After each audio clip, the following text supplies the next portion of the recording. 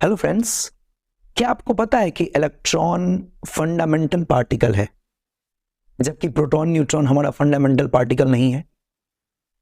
अच्छा, सबसे पहले हम ये समझते हैं कि फंडामेंटल पार्टिकल होता क्या है। वैसे पार्टिकल जिनको आप ब्रेक नहीं कर सकते हैं, जिसको आप डिवाइड नहीं कर सकते हैं, जिसको अलग अलग पार्टिकल्स में तोड़ नहीं सकते हैं, वो कहलाता है फंडामेंटल पार्टिकल। ओके, इसका मतलब इलेक्ट्रॉन को हम ब्रेक नहीं कर सकते हैं।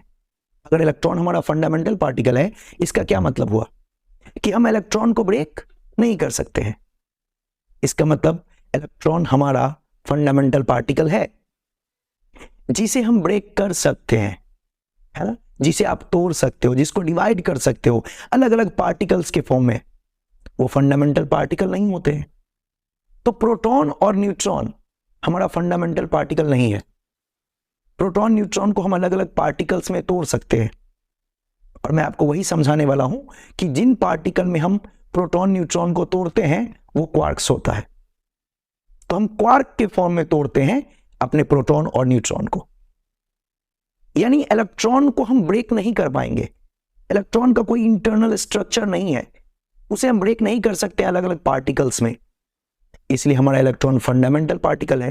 प्रोटॉन न्यूट्रॉन को हम ब्रेक कर सकते हैं, इसलिए हमारा वो फंडामेंटल पार्टिकल नहीं है। ओके, ये चार्ज का एक बहुत इंपॉर्टेंट प्रॉपर्टी भी है ना। आप कह सकते हो कि आवेश का एक बहुत बड़ा प्रॉपर्टी भी है ये, कि हम इलेक्ट्रॉन को फर्दर ब्रेक नहीं कर सकते हैं।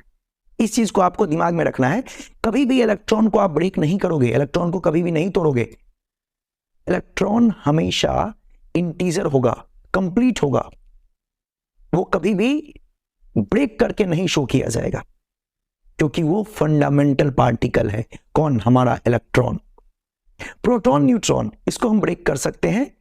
तो प्रोटॉन न्यूट्रॉन को जब हम ब्रेक करते हैं, किस फॉर्म में ब्रेक करते हैं, हमें उन चीजों को समझना है। तो मैंने आपको एक चीज बताई है कि प्रोटॉन न्यूट्रॉन की बनावट कैसी होती है। ओके, तो प्रोटॉन एवं न्यूट्रॉन क्वार्क से मिलकर बना होता है, जिसे अलग अलग क्वार्क में तोड़ा जा सकता है, इसलिए यह मूलकण नहीं होता। परंतु इलेक्ट्रॉन किसी से मिलकर नहीं बनता, इसलिए यह एक मूलकण है और इसे तोड़ा नहीं जा सकता। मतलब हम इलेक्ट्रॉन को नहीं तोड़ सकते हैं, इलेक्ट्रॉन को हम नहीं डिवाइड कर सकते हैं, इसलिए हमारा यह फंडामेंटल पार्टिकल यानी मूलकण है। जबकि हम प्रोटॉन न्यूट्रॉन को तोड़ सकते हैं, प्रोटॉन न्यूट्रॉन को ब्रेक कर सकते हैं, इसलिए वो हमारा फंडामेंटल पार्टिकल नहीं है, यानी मूलकण नहीं है। तो हम समझते हैं कि प्रोटॉन न्यूट्रॉन कैसे बना। तो प्रोटॉन न्यूट्रॉन बना है क्वार्क से। बहुत छोटा सा वर्ड लिखा हुआ है आपके एनसीईआरटी में, तो थोड़ा सा मैं डिस्क्राइब कर रहा हूं, आगे चल के आप इसको डिटेल में पढ़ोगे, है ना, हायर एजुकेशन में। बट अभी आपको यह समझना है कि यह क्वार्क क्या होता है। तो बहुत बेसिक सा बात बताऊंगा मैं आपको क्वार्क के बारे में। क्वार्क बेसिकली 6 टाइप्स के होते हैं, 6 प्रकार का होता है। Up quark, down quark, top quark, bottom quark, charm quark, strange quark. Okay, up quark +2/3 ई के बराबर होता है। टॉप क्वार्क ये भी +2/3 ई के बराबर होता है, और आपका चार्म क्वार्क भी +2/3 ई के बराबर होता है। जबकि डाउन क्वार्क, बॉटम क्वार्क और स्ट्रेंज क्वार्क -1/3 ई के बराबर होता है। ये ध्यान रखेंगे आप। तो ये तो हमारे पास 6 प्रकार के हो गए। इन सब का एंटी क्वार्क भी होता है। एंटी क्वार्क मतलब प्रतिकण। प्रतिकण का मतलब अपोजिट चार्ज वाले, यानी एंटी क्वार्क भी इनके पाए जाते हैं। जैसे अप क्वार्क का एंटी अप क्वार्क -2/3 ई होगा। टॉप क्वार्क का एंटी टॉप क्वार्क -2e/3 होगा। ऐसे ही चार्म का एंटी चार्म क्वार्क -2/3 ई होगा। उसी प्रकार से डाउन का एंटी डाउन क्वार्क +1/3 ई होगा। ऐसी बॉटम का एंटी बॉटम क्वार्क +1/3 ई होगा। ऐसी स्ट्रेंज का एंटी स्ट्रेंज क्वार्क +1/3 ई होगा। तो एंटी क्वार्क का मतलब होता है प्रतिकण, है ना, तो उसके अपोजिट चार्ज वाले। ओके, तो वैसे ये 6 प्रकार के होते हैं, लेकिन एंटी को मिला दिया जाए, अगर एंटी पार्टिकल्स को देखा जाए तो 12 हो जाएंगे। क्लियर? तो ये बेसिक आइडिया आपको होना चाहिए कि क्वार्क क्या है। तो क्वार्क बेसिकली हम ये मान के चलते हैं कि हमारा जो जनरली यूज होता है वो अप क्वार्क डाउन क्वार्क होता है, तो अप क्वार्क में सारे +2/3 ही है और डाउन क्वार्क में सारे -1/3 ही है। क्लियर? तो इसका मतलब क्वार्क का जो चार्ज है वो ±2/3 ही हो सकता है, ऐसे ही ±1/3 भी हो सकता है, क्योंकि क्वार्क के सारे एंटी क्वार्क भी तो है ना, जिसको हम प्रतिकण कहते हैं। तो क्वार्क 6 टाइप के हैं और उसका एंटी क्वार्क को मिला दिया जाए तो 6 एंटी क्वार्क होते हैं, तो टोटल 12 क्वार्क है हमारे पास। ओके, अभी इन क्वार्क से मिलके बना होता है हमारा प्रोटॉन और न्यूट्रॉन। यानी प्रोटॉन न्यूट्रॉन का अगर आप इंटरनल स्ट्रक्चर देखो तो उसके अंदर कौन मिलेंगे? क्वार्क। किसमें? प्रोटॉन न्यूट्रॉन में। यानी प्रोटॉन न्यूट्रॉन को अगर आप ब्रेक करो तो उसके पैकेट से क्या निकलेगा? उसके पैकेट से निकलेगा क्वार्क, जबकि इलेक्ट्रॉन का कोई इंटरनल स्ट्रक्चर नहीं है, इसलिए आप इन इलेक्ट्रॉन के पैकेट को तोड़ नहीं सकते। एक और बात, क्वार्क कभी भी इंडिविजुअली, इंडिपेंडेंटली, है ना, स्वतंत्र रूप से वो स्टेबल नहीं होता है, वो स्थायी नहीं होता है, वो बहुत ज्यादा अस्थायी होता है, इसलिए हमेशा वो कंबाइंड होके कोई ना कोई फॉर्म में कन्वर्ट कर जाता है। उसका 2 स्टेबल फॉर्म जिनका बेसिक जानकारी आपको लेना है वो है प्रोटॉन और न्यूट्रॉन। यानी क्वार्क मिलके प्रोटॉन न्यूट्रॉन के फॉर्म में कन्वर्ट कर जाते हैं। क्वार्क स्वतंत्र रूप से अस्थायी होने के कारण नहीं पाया जाता, वो हमेशा कंबाइंड हो जाते हैं और कोई ना कोई फॉर्म में कन्वर्ट कर जाते हैं। उसी का 2 हाईली स्टेबल फॉर्म है, प्रोटॉन और न्यूट्रॉन। तो आप ये समझे कि प्रोटॉन के पैकेट में क्या है? क्वार्क। न्यूट्रॉन के पैकेट में क्या है? वहां भी क्वार्क।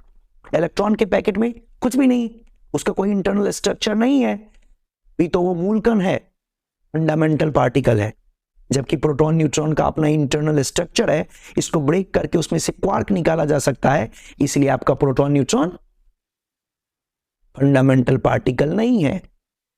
ओके, तो प्रोटॉन कैसे बनता है उसको जरा समझते हैं। तो आप यहां पे देख पा रहे हैं कि हमारे प्रोटॉन में U मींस अप क्वार्क, तो प्रोटॉन में 2 अप क्वार्क एक डाउन क्वार्क है। आप जरा इसके इक्वेशन को बैलेंस करो, up quark +2/3, up quark +2/3, down quark -1/3। अगर आप इन तीनों का सम लेंगे तो ये बनेगा प्लस ही, मतलब क्या मैं बोल सकता हूं कि इस पे पॉजिटिव चार्ज है, तो प्रोटॉन पे इस प्रकार से पॉजिटिव चार्ज होता है। न्यूट्रॉन बना होता है एक अप क्वार्क और 2 डाउन क्वार्क से। तो अप क्वार्क क्या है? +2/3, डाउन क्वार्क क्या है? -1/3, दूसरा डाउन क्वार्क -1/3। अगर आप इनका सम लोगे तो ये बन जाएगा 0, यानी 0। इसका मतलब न्यूट्रॉन पे कितना आवेश? 0। जबकि मैंने आपको कहा था कि न्यूट्रॉन में प्लस भी है माइनस भी है, लास्ट लेक्चर आप देखना, तो वहां पे मैंने बताया था कि न्यूट्रॉन में प्लस भी है और माइनस भी है। तो प्लस माइनस किस फॉर्म में है? क्वार्क के फॉर्म में। तो यहां देखिए +2/3, -1/3, -1/3, तब जाके ये 0 बना। इसलिए मैंने कहा था कि न्यूट्रॉन आवेशहीन नहीं, उदासीन है। ओके, उदासीन का मतलब जिसके पास प्लस भी हो, जिसके पास माइनस भी हो, और दोनों कंबाइंड होके क्या बन जाए? 0, यानी 0। तो न्यूट्रॉन हमारा इस प्रकार से क्वार्क का बना होता है, जबकि प्रोटॉन इस प्रकार से क्वार्क का बना होता है। प्रोटॉन में 2 अप क्वार्क एक डाउन क्वार्क और न्यूट्रॉन में 1 अप क्वार्क 2 डाउन क्वार्क होते हैं। तो इनका जो इंटरनल स्ट्रक्चर है वो आपके सामने है, क्वार्क से मिलके बना है, इसलिए ये दोनों फंडामेंटल पार्टिकल नहीं है। जबकि इलेक्ट्रॉनिक फंडामेंटल पार्टिकल है, उसको हम डिवाइड नहीं कर सकते हैं। प्रोटॉन न्यूट्रॉन को डिवाइड करेंगे तो उसके पैकेट से क्वार्क निकलेगा, इलेक्ट्रॉन को हम डिवाइड नहीं करेंगे। तो ये पॉइंट आपको याद रखना है, क्योंकि अगले लेक्चर में जब मैं आपको बताऊंगा आवेश का गुण, उसमें एक ये भी गुण होगा कि इलेक्ट्रॉन को हम फर्दर डिवाइड नहीं कर सकते हैं। इलेक्ट्रॉन हमेशा पूर्ण संख्या में होगा, उसे हम डिवाइड नहीं करेंगे, उसे हम ब्रेक नहीं करेंगे। इलेक्ट्रॉन होगा तो 1 इलेक्ट्रॉन, 2 इलेक्ट्रॉन, 3 इलेक्ट्रॉन, 4 इलेक्ट्रॉन, ऐसे होगा। इलेक्ट्रॉन कभी ऐसा नहीं होगा कि इलेक्ट्रॉन का आधा, इलेक्ट्रॉन का 1/3, इलेक्ट्रॉन का 1/5, ऐसा पॉसिबल नहीं होगा। तो क्वार्क कितने टाइप के हुए? 6 टाइप के, उसके एंटी क्वार्क भी 6, टोटल 12। ओके, अभी क्वार्क से मिलकर प्रोटॉन न्यूट्रॉन बना, इसलिए प्रोटॉन न्यूट्रॉन को फर्दर ब्रेक कर सकते हैं, इलेक्ट्रॉन को फर्दर ब्रेक नहीं कर सकते हैं कि वो खुद, क्योंकि वो खुद फंडामेंटल पार्टिकल है। ओके, तो इलेक्ट्रॉन हमेशा कंप्लीट नंबर होगा, पूर्ण संख्या होगा। Okay, thank you. बाकी हम नेक्स्ट लेक्चर में पढ़ेंगे।